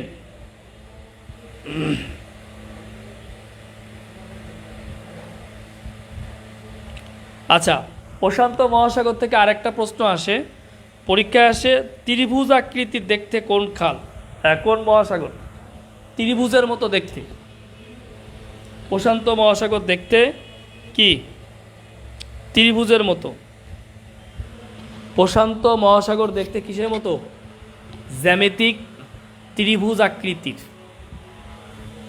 আরেকটা প্রশ্ন প্রশান্ত মহাসাগর থেকে আসতে পারে, সেটা হলো গ্রেট ব্যারিয়ার রিফ কোন মহাসাগরে অবস্থিত? লেখেন, এটি প্রশান্ত মহাসাগরে অবস্থিত। গ্রেট ব্যারিয়ার রিফ এটি প্রশান্ত মহাসাগরে অবস্থিত। মানে এটা পৃথিবীর সবচেয়ে বড় প্রবাল প্রাচীর, তাও আসতে পারে পরীক্ষায়। পৃথিবীর সবচেয়ে বড় প্রবাল প্রাচীর কোনটি? আপনি উত্তর দিবেন Great Barrier Reef. Great Barrier Reef কোথায়? প্রশান্ত মহাসাগরে অবস্থিত। লেখেন, ইংরেজি বর্ণ এস আকৃতির মহাসাগর। ইংরেজি বর্ণ এস আকৃতির মহাসাগর আটলান্টিক মহাসাগর। ইংরেজি বর্ণ এস আকৃতির মহাসাগর হচ্ছে আটলান্টিক মহাসাগর। লিখে রাখেন, ইংরেজি বর্ণ এস আকৃতির নাম কি? আটলান্টিক মহাসাগর। থেকে এইটুকুই, আর লাগবে না। অর্থাৎ এইটুকু আপনি যদি মনে রাখেন, শেষ। প্রণালী থেকে শুরু করে মহাসাগর সাজেশন শেষ। আরও 1 মার্কের প্রস্তুতি হয়ে গেল। 2 মার্কের প্রস্তুতি শেষ। আজকে কি আরও পড়াবো? বলেন, আপনাদের ডিমান্ড কি? আপনাদের ডিমান্ড কি বলেন? এখন বিভিন্ন দেশ থেকে প্রশ্ন আসতে পারে, 1টা বা 2টা। 2টা আসলে 4টা হয়ে গেল। 2টা আসবে সংগঠন থেকে, 1টা আসবে সাম্প্রতিক থেকে, হয়ে গেল 7টা। বলেন, আপনাদের ডিমান্ড কি? আজকে আরও পড়াবো কি বলেন? ক্ষুধা লাগছে? নীলক্ষেতের আশেপাশে কেউ থাকলে খাওয়াই যান, খাবার কিনে দেন, পড়াবো। নীলক্ষেতের আশেপাশে তো কেউ নাই। ও, আরেক মার্ক পড়াইতে হবে, 3 মার্ক। আচ্ছা, 3 মার্ক পড়াবো, ওকে। তৃতীয় মার্ক, আন্তর্জাতিক প্রস্তুতি 2 নম্বর শেষ। ও, আমি তো আবার কমিটমেন্ট দিছিলাম, যদি ভিউয়ার এরকম থাকে তাইলে আমি শেষ করব না। তাইলে আমার কমিটমেন্টও তো ঠিক রাখতে হবে। এটাও ঠিক, কমিটমেন্ট ঠিক রাখা উচিত। আরেক মার্ক। আচ্ছা, 3 মার্ক শেষ করবো আজকে। হ্যাঁ, আরেক মার্ক কোন অংশ থেকে করব? লেখেন, সংগঠন। আরেক মার্ক সংগঠন থেকে দিচ্ছি।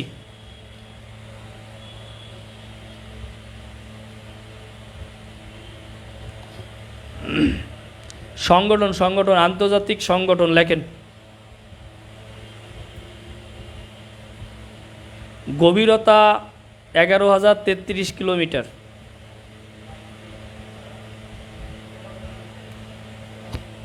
লেখেন, সংগঠন। No thanks. সবাইকে অসংখ্য ধন্যবাদ। ক্ষুধা একটু লাগছে আর কি, এটা সত্য। যাই হোক, লেখেন,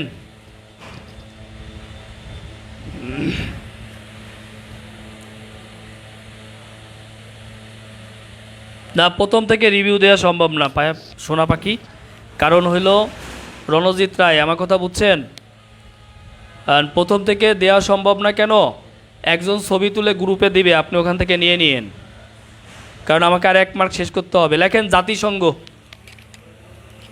জাতিসংঘ থেকে যে কয়টা লাইন লেখাবো ওই কয়টা লাইন লিখবেন প্রাইমারি পরীক্ষার জন্যে। আসবেই যে তা তো আর না, তাই না? পাঠ পড়তে হবে আপনাকে। জাতিসংঘ লেখেন, শিরোনাম করেন জাতিসংঘ। এই আন্তর্জাতিক, বাংলাদেশ, ভূগোল, 3টা প্রাইমারির জিকে টোটাল কমপ্লিট করে দিব। আর কি চাই বলেন?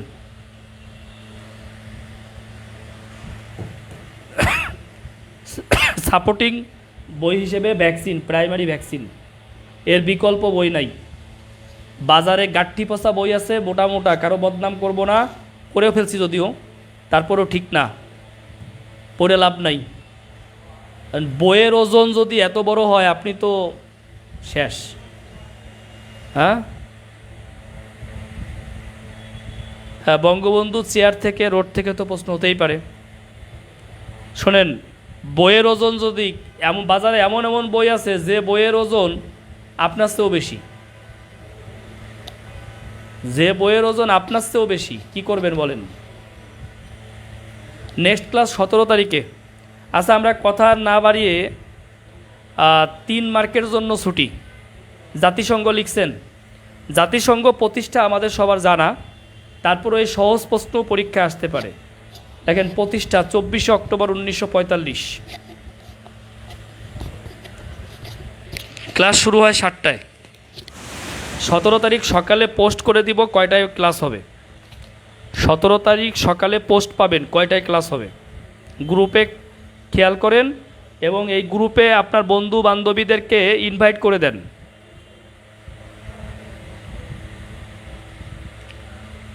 আচ্ছা, 8টায় বলে দিচ্ছি, 17, 18, 19, বাট আপনি গ্রুপে পোস্ট পাবেন কয়টায় হবে।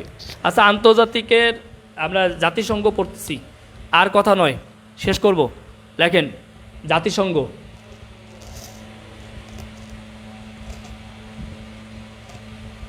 প্রতিষ্ঠা 1945 সালে 24 অক্টোবর। 1 নাম্বার, নাম্বারিং করে লেখেন, বিস্তারিততে যাব না, জাতিসংঘ নিয়ে গবেষণা করব না।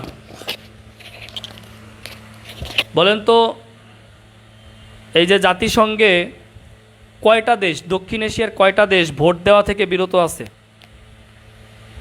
আজকে পত্রিকার নিউজ, কালকের নিউজ, বলেন কয়টা দেশ ভোট দেয় নাই রাশিয়ার বিরুদ্ধে? মানে ভোট দেয় নাই, কি বিরত আছে, ভোটই দেয় নাই। হা না কোনো কিছু না, বিরত আছে। তার মধ্যে আমরাও আছি। কয়টা দেশ ভোট দানে বিরত? হাও না, নাও না। আচ্ছা, লিখতে থাকেন, আমি আমার পড়ানো পড়াইতে থাকি। 4 জন, মানে 4টা দেশ। হ্যাঁ, বাংলাদেশ, ভারত, পাকিস্তান, শ্রীলঙ্কা। ওকে, লেখেন, জাতিসংঘ নামকরণ করেন, জাতিসংঘ নামকরণ করেন মার্কিন president Franklin Delano Roosevelt, FD Roosevelt.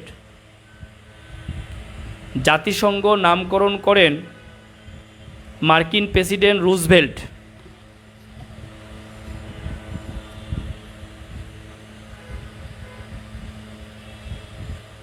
জাতিসংঘ নামকরণ করেন মার্কিন প্রেসিডেন্ট এফডি রুজভেল্ট।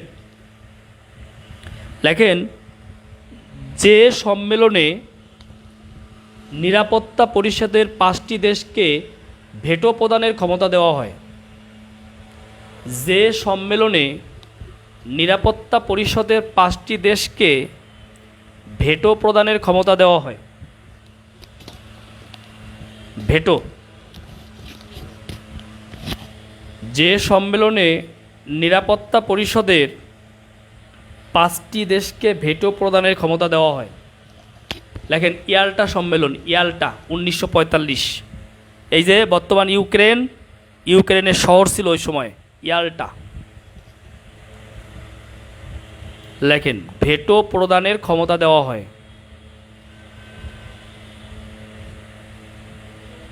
ইয়াল্টা সম্মেলনে 1945 সালে যে সম্মেলনটা হয়। নিরাপত্তা পরিষদের 5টি দেশের নামও পরীক্ষা আসতে পারে।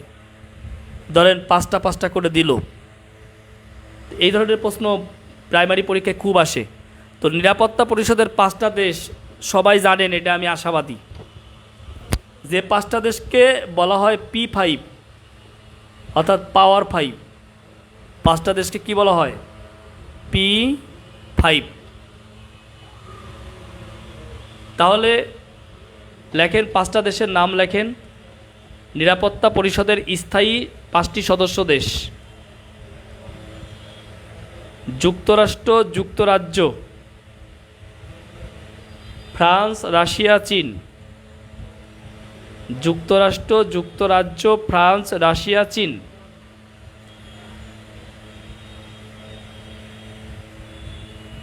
যুক্তরাষ্ট্র, যুক্তরাজ্য, ফ্রান্স, রাশিয়া, চীন। এই 5টা, এই 5টাকে একসাথে বলা হয় কি? P5। P5 মানে কি? পার্মানেন্ট 5, নিরাপত্তা পরিষদের স্থায়ী 5 সদস্য দেশ।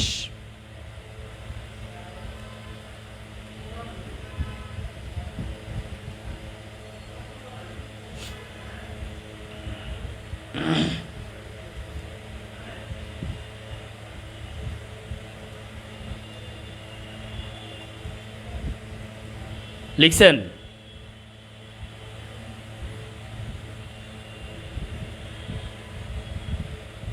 লেখেন, বিশ্বব্যাংক ও IMF প্রতিষ্ঠা লাভ করে যে সম্মেলনের মাধ্যমে, বিশ্বব্যাংক এবং IMF প্রতিষ্ঠা লাভ করে যে সম্মেলনের মাধ্যমে,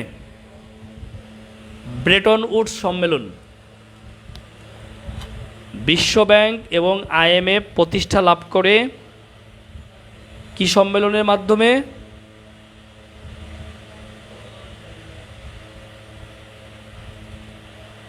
ব্রেটন উডস সম্মেলন।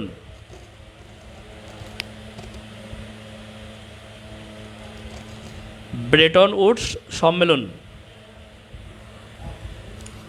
আচ্ছা, এবার লেখেন মেয়াদ। মেয়াদ, মেয়াদ, মেয়াদ নামে একটা শিরোনাম করেন। মেয়াদ, একটা শিরোনাম করেন, মেয়াদ। লেখেন, জাতিসংঘ সাধারণ পরিষদের সভাপতির মেয়াদ 1 মাস, 1 বছর, সরি। জাতিসংঘ সাধারণ পরিষদের সভাপতির মেয়াদ 1 বছর। মেয়াদ লিখে একটা শিরোনাম করবেন। লিখবেন জাতিসংঘ নিরাপত্তা পরিষদের সভাপতি, সাধারণ পরিষদের সভাপতির মেয়াদ 1 বছর।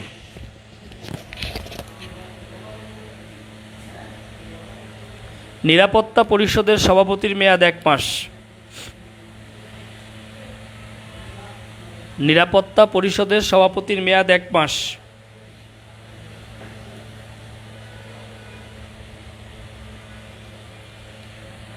আন্তর্জাতিক বিচার আদালতের সভাপতির মেয়াদ 3 বছর। আন্তর্জাতিক বিচার আদালত, ইন্টারন্যাশনাল কোর্ট অফ জাস্টিস এর সভাপতির মেয়াদ 3 বছর।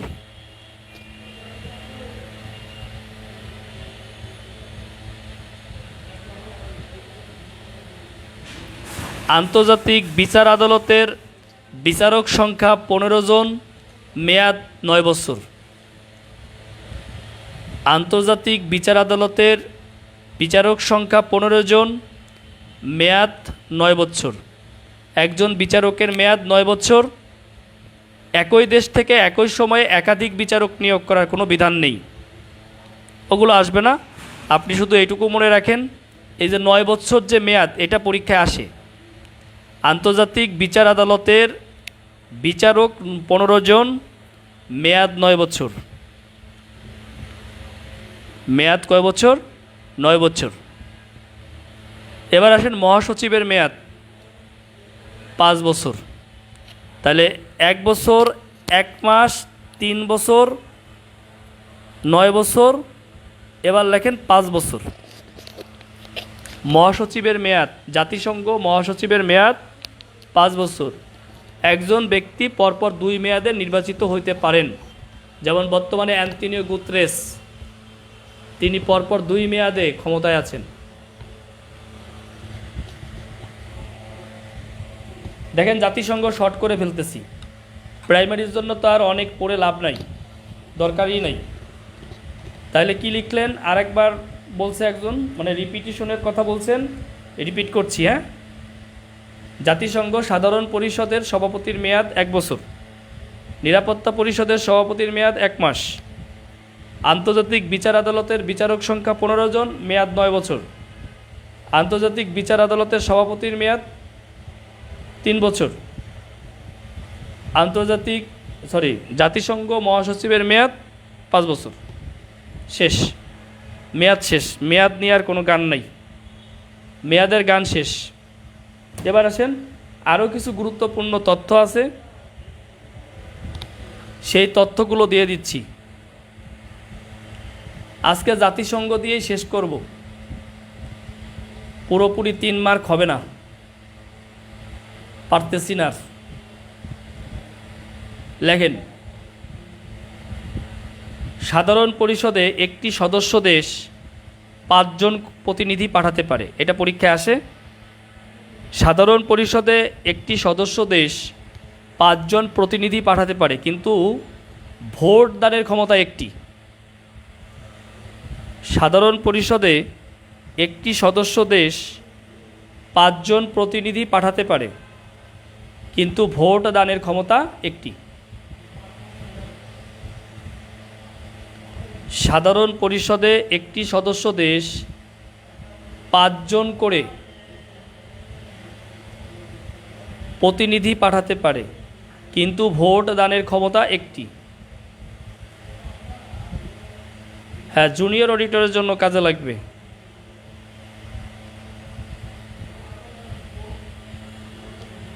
প্রতি বছর সেপ্টেম্বর মাসের 3য় মঙ্গলবার এই পরিষদের অধিবেশন অনুষ্ঠিত হয়। সাধারণ পরিষদের অধিবেশন কবে হয়? প্রতি বছর সেপ্টেম্বর মাসের 3য় মঙ্গলবার এই পরিষদের অধিবেশন অনুষ্ঠিত হয়।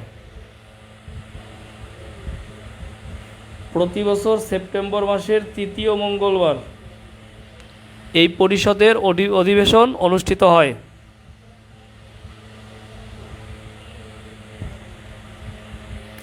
এবার আসল কথায় আসি, যেটা পরীক্ষায় আসবে। ফাও পেশাল পাইলে তো লাভ নাই, পরীক্ষায় আসলে যেখান থেকে প্রশ্ন করে প্রাইমারি পরীক্ষায়, বাংলাদেশ জাতিসংঘের সদস্য পদ লাভ করে কবে, এটাই তো নাকি?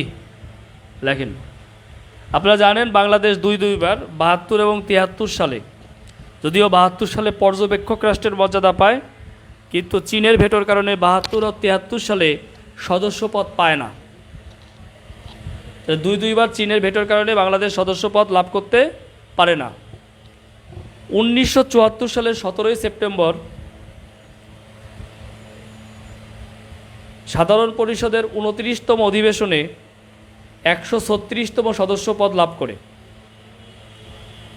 1974 সালের 17 সেপ্টেম্বর 1974 সালের 17 সেপ্টেম্বর সাধারণ পরিষদের 29তম অধিবেশনে 136তম সদস্য পদ লাভ করে। যে কোনো প্রশ্ন পরীক্ষা আসতে পারে। সাল তারিখ 1974 17 সেপ্টেম্বর, কততম? 136তম। কততম অধিবেশনে? 29তম অধিবেশনে। এর যে কোনো প্রশ্ন পরীক্ষায় আসতে পারে। বঙ্গবন্ধু এই 74 সালের 25শে সেপ্টেম্বর এই সম্মেলনে অংশগ্রহণ করেন এবং 25শে সেপ্টেম্বর তিনি বাংলায় ভাষণ দেন। জাতিসংঘ সাধারণ পরিষদে এই পর্যন্ত বাংলায় ভাষণ দিয়েছেন তিনি এবং তার কন্যা আমাদের মাননীয় প্রধানমন্ত্রী জননেত্রী শেখ হাসিনা।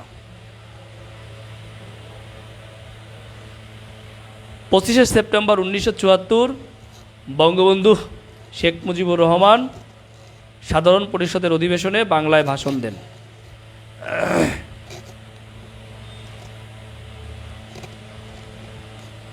জাতিসংঘে বাংলাদেশের চাঁদার পরিমাণ কত? লেখেন, কমেন্টসে লেখেন। কত ভাগের কত ভাগ লেখেন তো। জাতিসংঘে বাংলাদেশের চাঁদার পরিমাণ। আমরা তো চাঁদা দেই, উল্টা আরও আমরা অনেক কিছু পাই। শান্তি রক্ষা মিশনে আমাদের কাছে দেয় না জাতিসংঘ, জানেন তো।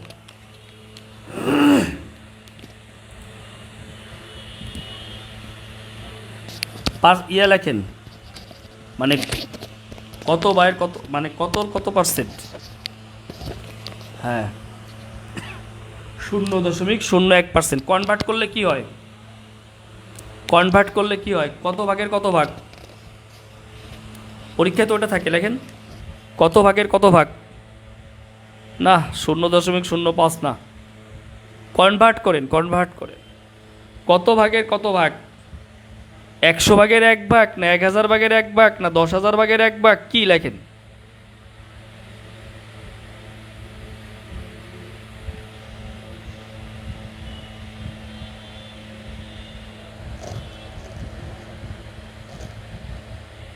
হ্যাঁ, আচ্ছা, ওকে ওকে। আচ্ছা, লেখেন বাংলাদেশ জাতিসংঘ শান্তিরক্ষা মিশনে অংশগ্রহণ করে 1988 সালে। বাংলাদেশ জাতিসংঘ শান্তিরক্ষা মিশনে অংশগ্রহণ করে 1988 সালে। যে মিশন, এটার নাম ছিল ইউনিমক। 43 বিসিএসে আসছে, ডাবল-আই অনেকে দিছে, অনেকে দেয় নাই।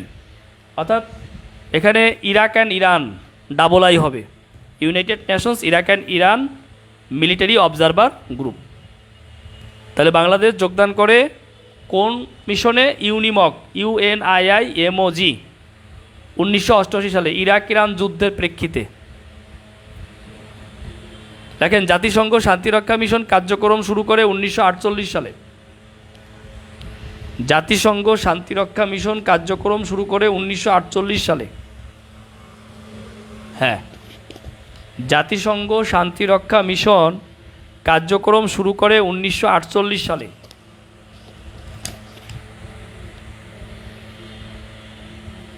ওকে, তাহলে 48 সালে জাতিসংঘ শুরু করে, বাংলাদেশ কবে করে? 1988 সালে। লেখেন, এবার লেখেন জাতিসংঘ মানবাধিকার সনদ রচিত হয় 1948 সালের 10 ডিসেম্বর। জাতিসংঘ মানবাধিকার সনদ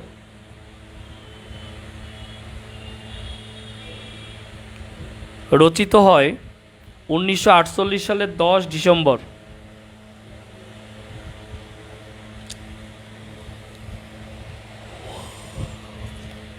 এটাও আসতে পারে পরীক্ষায়, এটাও ইম্পর্টেন্ট, এটাও আমাদেরকে মনে রাখতে হবে। হ্যাঁ,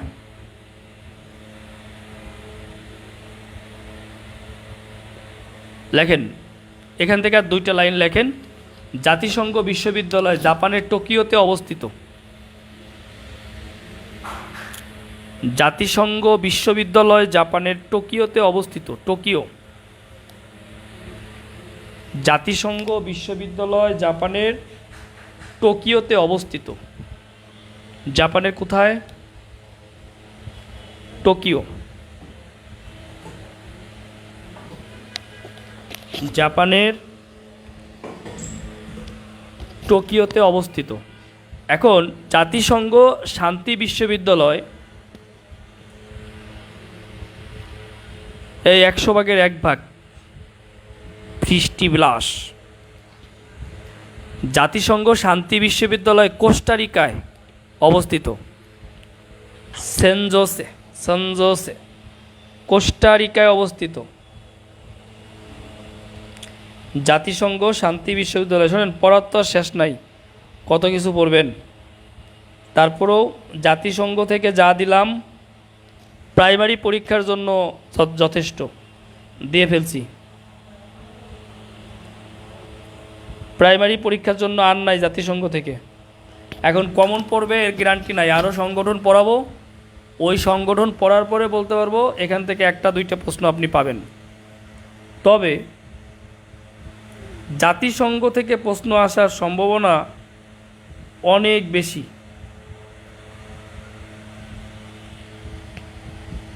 মানে 98-99 ভাগ সম্ভাবনা রয়েছে এখান থেকে প্রশ্ন আসার।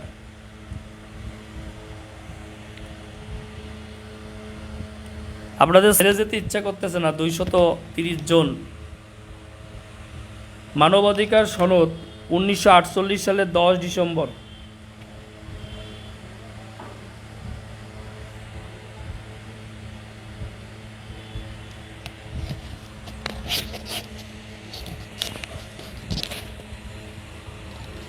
কি লাগবে আপনাদের বলেন? প্রাইমারির জন্য কি লাগবে? এই বইটা অর্ডার করে নিতে পারেন। আজকের পরে আর এই বই দেখানোর সুযোগ নাই আমার, কারণ বই নেই। যদিও দেখতে পাচ্ছেন না, প্রাইমারি ভ্যাকসিন, বইটার নাম কি? Primary vaccine. দেখতে পারেন, অনলাইনে নিতে পারেন, অফলাইনে নীলক্ষেত থেকে নিতে পারেন।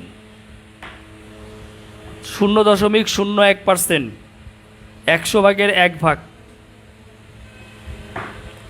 জাতিসংঘ থেকে এর বাইরে আর তেমন কোনো প্রশ্ন আসার সম্ভাবনা নেই।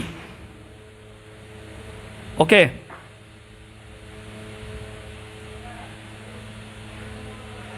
সব সংগঠন দিয়ে দিব, কষ্ট হচ্ছে তো। আচ্ছা লেখেন, লেখেন।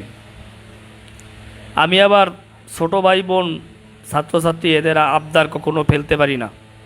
এটা হলো আমার একটা সমস্যা। যে সকল সদর দপ্তর পরীক্ষা আসতে পারে, লেখেন, শিরোনাম করেন সদর দপ্তর।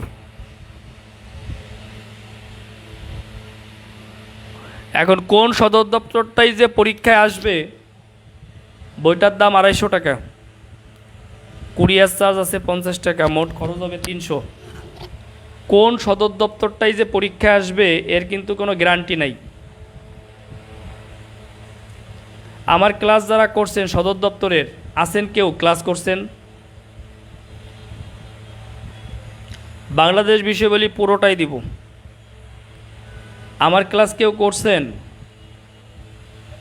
আজকে ক্লাস কন্টিনিউ করতে পারবো না, মোবাইলের চার্জ শেষ। আমার ক্লাস কেউ করছেন সদর দপ্তরের?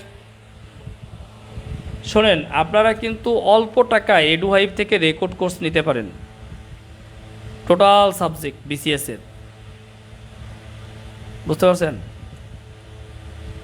আচ্ছা, সদর দপ্তর যদি পড়ে থাকেন, সদর দপ্তরে সাজেশন দেওয়ার কোনো দরকার নাই। তারপরও কোন কোন সংগঠন গুরুত্বপূর্ণ এটা আমি লেখাই দিব।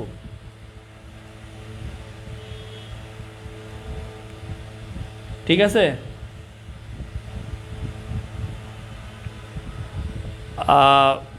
মানিকগঞ্জ থেকে সরাসরি করছিলেন, সরাসরি আর এখন ক্লাস নেই না, সরাসরি আর ক্লাস নেই না। এখন আমি প্রলয় পাল অনলাইনে ঢুকে গেছি, মোবাইলের মধ্যে ঢুকে গেছি। এর ফলে যে সুবিধা হয়, সারা বাংলাদেশে ফোন নাম্বারটা হলো সহজ নাম্বার 015-1971-2071, একদম সহজ 015-1971-2071। আচ্ছা, আমার সদর দপ্তরে ক্লাস করার পরে জিন্দেগি কারো ভোলার কথা না, নাকি? আচ্ছা, কি কি পড়বেন লেখেন। সদর দপ্তর লেখেন UNEP, UNEP, United Nations Environment Programme, Nairobi Kenya. পারলে আমার সদর দপ্তরে ক্লাসটা করে নেবেন। হ্যাঁ, ভালো আবহাওয়ায় স্বাস্থ্য ভালো। লিখছেন? UNEP, United Nations Environment Programme, Nairobi Kenya, কেনিয়ার নাইরোবিতে।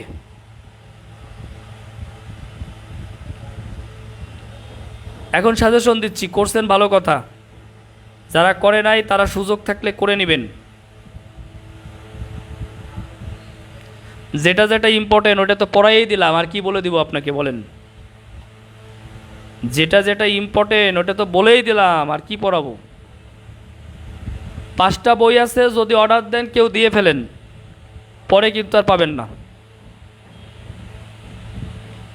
সকল নাম্বার বন্ধ এডুহাইভ অফিস। কে বলছে আপনাকে? আমি নিজে এডুহাইভ, আমার কাছে তো একটা নাম্বার আছে, বন্ধ থাকবে কেন? কে বলছে সকল নাম্বার বন্ধ?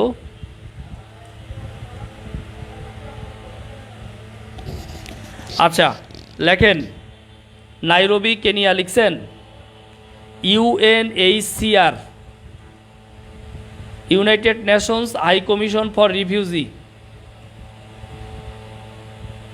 লেখেন UNHCR, United Nations High Commission for refugee, Geneva Switzerland. শুধু যেগুলো ইম্পর্টেন্ট এগুলো দিয়ে দিচ্ছি। Geneva Switzerland. UNICEF, New York যুক্তরাষ্ট্র।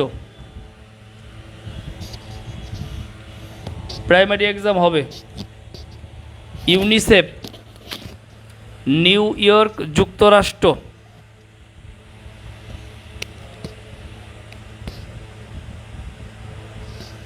একটা প্রতিষ্ঠান শান্তিতে নোবেল পুরস্কার পাইছে, এর মধ্যে এর আগের বার